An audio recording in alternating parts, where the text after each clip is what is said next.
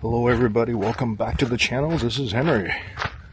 Another beautiful day here in Vancouver, and I'm back at Sasamat Lake in Port Moody, and I'm going to have a different dive plan today. Let me take you down and show you what I plan to do. Okay, as some of you guys know, normally if I'm on the floating docks over at Sasamat Lake here, I do those docks right there. I've never actually entered off the shoreline, and the plan is for me to scooter in that direction and see what I can find sort of in this area, because normally I dive there, and some of our dive team have kind of covered just away from the dock, but we've never actually gone in this direction. So there's one time I did mention that I scooted from that beach right there. I scooted above the surface to there and then dropped to the full depth and then ran all the way back, and it was just an absolute butt ton of trash, but that was like all the way over. So I don't know what I'll find today because I've never been in this area before, so let's find out. Sorry about the wind noise. I didn't realize it was actually so much wind on the water there. I'll have to put the dead cat on with the mic later on. Alright, here we go. Entered right by the little floating walkway there. Took a compass bearing, and then I think it was 0 degrees, and then started scootering, and I had no idea what I was going to find, and then almost immediately ran into some beer cans and so on. And I was actually quite surprised. I was like, oh, okay, because honestly I was thinking there can't really be anything here, just because it's kind of like out in the middle of nowhere, right? Like, it's not a place that people kind of party, but well, it is what it is. So right away there's some beer cans, some cups and so on. A little bit surprised. I think it was like 30 feet or so.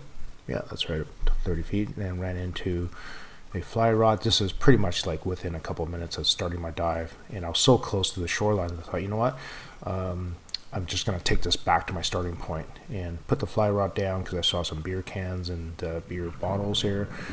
That's a full Heineken. If you can see that, you can see the beer still fresh in it. Pretty nasty bottle. I'll show you later on at the end of the video there. And there's the other Heineken. You can see now, there you go, there's the beer inside. So turned around and started scootering back to my starting point, and I was mindful of the fact that there's lots of walkers and so on, so I didn't want to actually put it on the shoreline, so I just left it underwater right underneath that that little ramp there, so that I wouldn't forget where it is. And then it's back to my original plan, scootering out at 0 degrees. Again, it's just a random direction, and if you visualize basically going out in a straight line and then turning right, going for a certain amount of time or distance, whatever, and then turning back roughly 180, that'll take me in a triangle shape path effectively. I was pretty glad to see that that paddle was only half a paddle, because I was like, oh man, I don't want to deal with like really long items in the water here at the far end of my dive. So this is roughly about 40 feet or so, I think, 44 feet. And I think I kind of, if I remember correctly, I planned, as I was doing this dive, my mind was forming a particular dive plan in the sense of, okay, I'll go a certain distance, and then once I have a bag full, and then I'll start turning around, because then I can use the return trip to fill up the other bag, kind of thing. So 54 feet was kind of like the deepest that I ever got. In this section here, right underneath the floating walkway where I normally dive, the deepest part is 54 feet. So I kind of feel like this part of the lake pretty much is just a flat bottom. Not a lot to there's not really any landmarks. It's not like there's any rocks or boulders or a hill that I can follow along. But yeah, there you go. 54 feet, and I think I'm roughly like 20 something minutes into the dive now. You can see my light. The light is getting shallower. There's actually 2 bags now. I already filled the first bag, deployed my lift bag, getting shallower and shallower because you can see it's getting brighter and brighter. I'm 22 feet at this point. Let me see if I can grab a little more dive data for you guys. Yeah, so 17 feet of water here. I'm doing my safety stop, but a minute and a half of my safety stop left at that point. 33 minutes dive time. I think the total dive time was around like 35 minutes or so. You can see here, doing dives on my own sometimes can be a little bit challenging because I got to get all this stuff out of the water on my own. At least I'm not trying to haul this stuff onto the dock by itself. I'm just on the shoreline here. I can just kind of walk up the slope, carry out my scooter, go get my trash. There's 2 bags there. They're pretty heavy just because they're full of water. Probably like well over 50 pounds a pop. Man, it's so much better. It's so much better when I stay dry for my dives. Oh my goodness. So, as I explained in my dive plan, I've gone in a different direction and I have no idea what I'm going to find. I kind of assumed it wasn't actually near anything in the sense that it wasn't near the dock, it wasn't near the beach. It's kind of like I took a bearing 0 degrees and the plan was go 0 degrees, go a little bit to the right and then come back almost at 180, and I exited the dive exactly where I wanted to exit. I don't really know how far I got in the sense I went for 24 minutes out and I kind of filled enough of my bag that I kind of figured, okay, I'll leave a little bit of room so when I come back I can pick up more stuff, and then I have 2 full bags, right?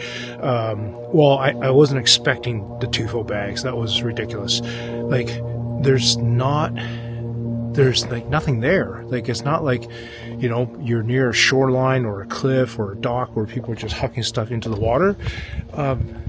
And still, there's just garbage. It's so weird. Anyway, let me get out of my suit and I'll take you down. So, this is 2 full bags. That was very unexpected on my part.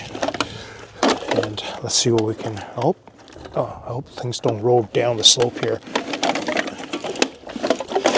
I got 28 pounds of trash, and I always do the best as I can when I weigh the trash, and I kind of rotate the bags and empty out as much water as I can so that I get as much accurate weight as I can. But obviously there's always going to be a tiny bit of fluid, but I think I could be forgiven for that, right? I do my best trying to get artificially inflate my weight by putting as much water in there as I can. Found one of these road, what do you call these? They're all along the road up there. It kind of marks the where the side of the road is to make the road safer. So I found this like way out there, which is bizarre because you would have to carry it down, and I mean, I don't even know if you could throw it that far, to be honest with you. So, kids. I do have 2 swamp beers in here, 2 Heinekens that I found right next to that fishing rod, which always leads me to believe that whoever lost it lost everything at the same time, like kind of maybe flipped their little floaty or whatever, lost a fishing rod and lost the 2 beers. That's kind of what I think happens most of the time. Well, here we go, folks. That's the trash that I got. Let's see, 1, 2, 3, 4, 5, 6, 7, 8, 9, 93 beer cans. No full beers, but over here I do have 2 swamp beers in glass bottles. Look at these 2 nasty Heinekens. Oh my god, that is so bad. I'm not really sure how this one's going to work out. I got 2 of them. They were found right next to, so there's 11 glass bottles, 4 cups, 1 paddle, and 1 shirt, sunglasses, swim goggles, 1 fly rod. And the fly rod was next to the next to the two Heinekens, so I kind of feel like they flipped their boat and then a traffic thing there. So there we go. 28 pounds of trash removed. Earlier when I turned my back a little bit, this is old guy, this fishing guy just took the fishing rod and just started walking away. I'm like, oh bro, what are you doing? You can't just randomly take shit. And he's like, oh, there's no sign. I'm like, oh, give me a break. Anyway, some people. All right, folks, there we go. Thank you so much for Pacific Pilsner for sponsoring the dive. And if you want to see me taste those beers, you got to go to my TikTok at Cleaner Lakes, and that's where I have a whole playlist on swamp beer tastings. All right, you guys, 28 pounds of trash removed. Pretty happy. Another warm, dry dive. Thank you so much for all my sponsors, my Patreon supporters, and thank you for Lion Bike for coming out to do cleanup logistics. All right, see you guys in the next one.